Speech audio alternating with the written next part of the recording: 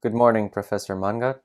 Thank you very much for your time and willingness to participate in this interview. Good morning, Mr. Penkin. Thanks for your cooperation. Today is the big day for the United States as the new president is taking the office. But on the other side of the planet, a few days ago, an opposition leader returned home and was detained as soon as he crossed the border. I'm speaking of Alexei Navalny, that was poisoned months ago, allegedly, or as it seems to be proven by the Russian secret services. But before talking about this particular case, I would like to know your opinion of him. Do you think he's a real politician? In my personal opinion, I hold him as a very strong opposition figure, so a figure that doesn't have a certain program. I think he's, first of all, an investigative reporter, and he's very good in doing so. As a figure who aims to be the leader of Russia's opposition to the Vladimir Putin government, he has extraordinary communication skills.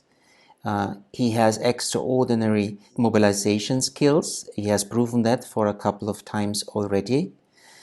He does have a very vague political platform, I have to say, and it's quite populist when we think about the program he presented to his followers when he aimed to run in the presidential elections of Russia in March 2018. I don't think that he has good political skills, so that's why I do not believe that Navalny would be, say, a good president, a successor to Vladimir Putin, which is unrealistic anyways, but let's just speculate about that. He doesn't have very good political skills. He's also not good in unifying the various factions of Russia's opposition. You know, it's not monolithic. There are a lot of cleavages and enmities and rivalries between what we call the liberal opposition. As to the political ideas that lead him, I'd say we must not forget that he has a very strong right-wing nationalist past, with all the videos he made for the movement Narod in the years between 2007 and 2010. Some people say, well, that is already a while ago and it's no longer relevant for Mr. Navalny. But I just want to stress that in an interview with The Guardian in 2017, asked about this nationalist period of his political life, he said he still thinks that he said the right thing and he still thinks that what he says is correct. So he never apologized for that. He never asked for forgiveness for what he said. There was no real distancing from that part of his life. And I think this nationalist sentiment is still something which belongs to Navalny's political personality. He seems to have realized, though, in 2010, 2011, that taking up the issue of corruption will bring him more followers, because almost every Russian is confronted with corruption in the daily life, and exposing the corrupted nature of the government and the leadership, of course, is much easier to make him a popular figure than him stressing the need to protect ethnic Russians. And in the economic field, as I said, it's very populist. He wants to raise the real wages very, very strongly. He thinks about various forms of ownership of companies, not just private but state as well. He asks for higher pensions and the like. So that's a typically populist platform for an opposition politician. I understand your position, and I believe that in case of Russia, the conventional right, left, or centrist system and perception of understanding of the political platform has very blurred borders. So what new politicians basically do, they pick up the ideas that come from different wings of the traditional systems, like the left wing or the right wing. I assume, and as far as we could hear it from Navalny's himself or from his team, they think of themselves as of progressive politicians who do not have to follow a certain wing rule.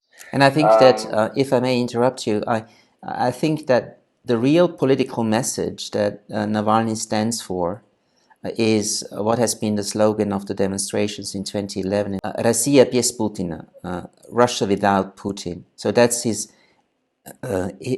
goal, to bring down this man from power and to have sort of a regime change. And he does have a strong idea about himself taking over. Kremlin administration, the inner core of president, they claim that Navalny is an agent of Western intelligence services. What do you think of this? First of all, I have to say, if Vladimir Putin and his inner core are attacking him of being a CIA agent or an agent of the German BND, then this is to discredit him with the wider public. So we must not forget about the idea behind it on part of the authorities. I don't think that Navalny is a foreign asset. He's not a CIA spy or a BND spy, an MI6 spy whatsoever. But I'm quite sure, I don't have evidence, of course, so it's just educated guess, but I do think that he is receiving information from Western intelligence. The video that he has published yesterday about the corruption of Vladimir Putin and his big palace at the Black Sea contains information about his time in East Berlin, in Dresden, the friends he made there, Chemisov, Tokaryov, Shamalov, and the like. And I think this is information he most likely has received from the BND, from the German spy agency, while he had been in Germany for the past 5 months. So I think he's fed by security agencies from abroad, but I don't think that he's a spy. It's just that Navalny's goals and the goals of certain Western governments, say the British, the US, is to bring down Vladimir Putin, to bring him from power. And this shared goal, of course, makes them collaborators to a certain extent. But then I have to repeat, it's just educated guess. I don't have any evidence. And the striking thing, of course, is that the Russian leadership is accusing Navalny of being an asset of the CIA, but they have not published any evidence about it. And one would think if they had evidence about such a collusion, they would publish it as soon as possible to discredit Navalny with the Russian population, at least a majority of the Russian population. So why have they not done so? Well, two explanations. Either they have no evidence of that collusion, they have been unable to get evidence about his collaboration with Western agencies. So that would mean that the Russian agencies are quite poor in their capabilities, or there is no collaboration between Navalny and Western security agencies. So I don't rule out that what I speculate is wrong, but I do have a certain sense or a certain perception that some of his investigative reports also rely on information provided to him by Western intelligence agencies. What I believe Navalny is, he can be compared to a bee swarm. So whenever they're working, it's the noise of information. It's probably painful for exact people. However, it gets much more deleterious for them as they touch that bee swarm, as they try to do something, as they try to destroy it, as they try to imprison Navalny or poison him. Once Navalny is directly disturbed by the power, there is so much of criticism falling on Kremlin, not just from inside of the country, but also from the outside, that it makes it even more difficult for Putin or for his aides to handle the situation. First of all, what do you think of this idea? And second of all, what do you think of the detainment of Navalny that happened the day before yesterday? Well, many people are asking why Navalny decided to return to Russia, given the threat by the Russian authorities that he will be arrested once he enters Russia again. I'd say that his intention was to foil the calculations and expectations of Vladimir Putin. I think after the assassination that did not work, the leadership of Russia would have wanted Navalny to stay abroad and never return to Russia again, to stay in exile. And this is why they made up all these new threats that he should be put in jail, or that they launched new investigations in alleged misuse of funds to his foundation for the fight against corruption, and some other issues like libel and others. I think that they have raised all this in order to convince him that it's better not to return to Russia. But for Navalny, this was never an option, because staying abroad would have meant that over time he simply would have been forgotten, or at least he would definitely lose influence on what happens politically in Russia. For his mission, and I think he is convinced that he does have a historical mission, he needs to be back in Russia again. He needs to be in place. That's why he returned, taking the risk of him being arrested, and that's what happened. Now we have to wait and see whether the court proceeding will eventually end with a conviction regarding his violations of the probation regulations. If it does, Navalny could be imprisoned for a couple of years. And the question is, what consequence would it have? Would it radicalize the opposition? Would it mobilize people to go out to the streets and demonstrate against the leadership? And the video we've spoken about is certainly helpful in this respect. Or will he be jailed in solitary confinement and actually cordoned off from the outside in order to weaken his influence on daily Russian politics, and in order to bring down the star of Navalny a little bit?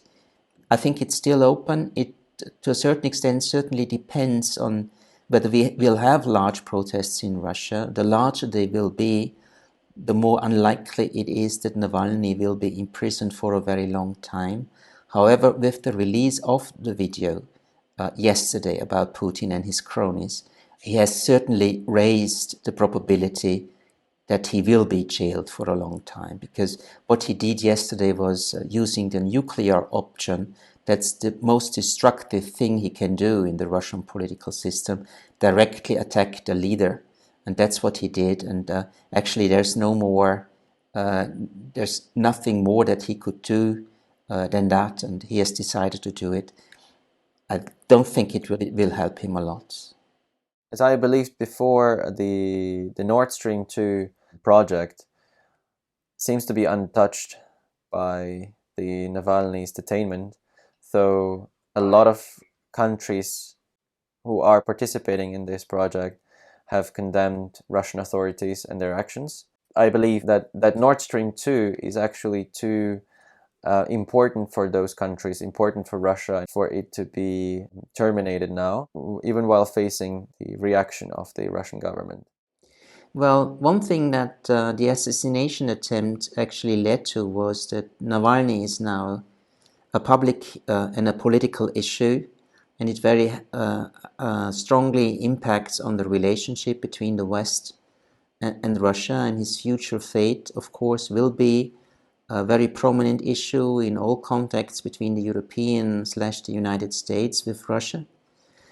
And we have seen all those condemnations of his detainment by leading Western politicians and EU officials. However, I don't think that the detainment, or maybe a long-term imprisonment, will cause or will force or will lead some Western governments to terminate the construction of Nord Stream 2, or at least suspend it. I don't think that Navalny can actually make a difference. There's a much greater threat to Nord Stream 2, and this is US sanctions. And We have just seen a day ago that the United States has imposed sanctions on a Russian vessel laying the pipes in the Baltic Sea. So I think sanctions might stop the project. The way that the Russian authorities deal with Navalny will not impact on the fate of Nord Stream 2. Yes, it's the fair point, and I clearly see your position. So we will see how it's gonna unfold in the next days and weeks. Thank you for your answers and for your time. Thank you as well.